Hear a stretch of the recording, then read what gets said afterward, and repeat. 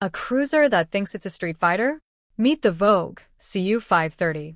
Usually, these machines are built for lazy highways, but Vogue just dropped a bombshell that promises the soul of a naked bike in a cruiser's body.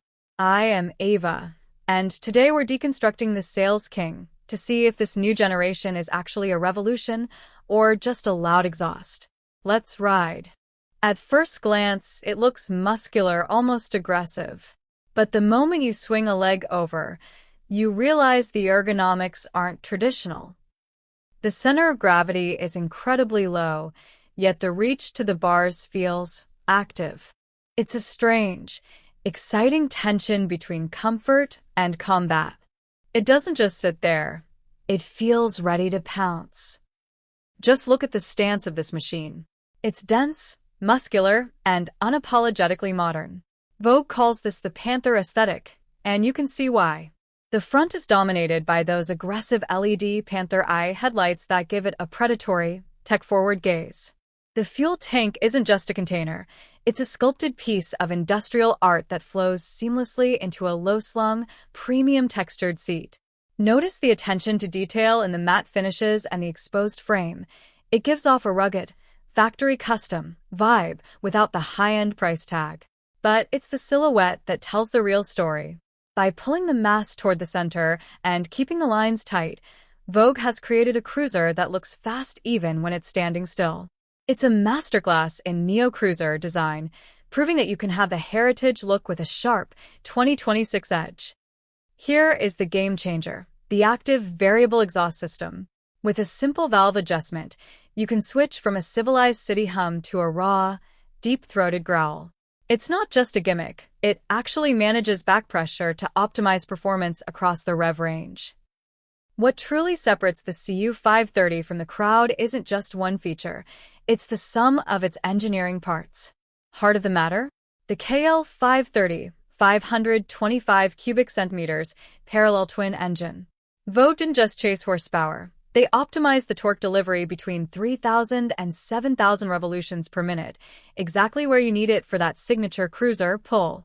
But here is where the sport part of Sport Cruiser comes in.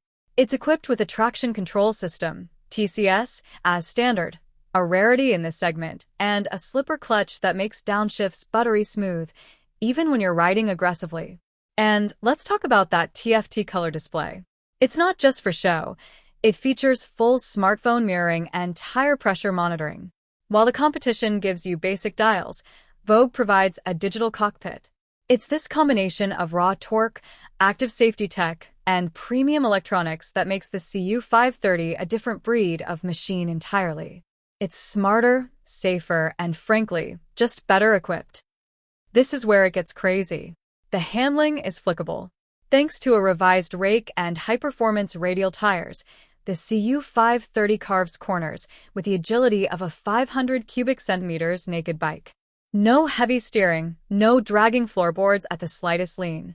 It's intuitive, light, and dangerously fun on a twisty road. Now, let's look at the battlefield. Vogue isn't just asking for a seat at the table, they are trying to flip it. The CU530 is aimed directly at the Honda Rebel 500 and the Kawasaki Eliminator, but with a very different value proposition.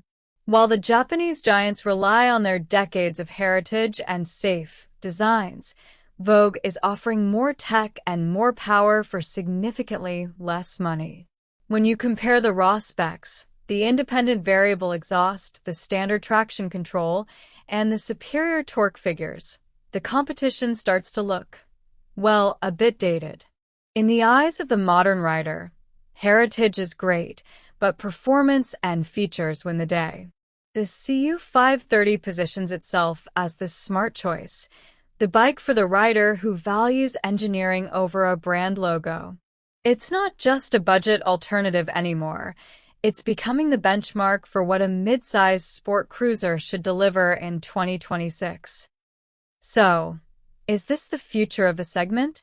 The CU530 proves that you don't have to sacrifice handling for style. It's the ultimate daily rider for someone who wants to look cool but ride fast. I am Ava. Personally, That variable exhaust sound at 6,000 revolutions per minute is worth the entry price alone. But tell me, is a street handling cruiser what you've been waiting for? Let's talk in the comments. Stay fast, stay smart. Goodbye for now.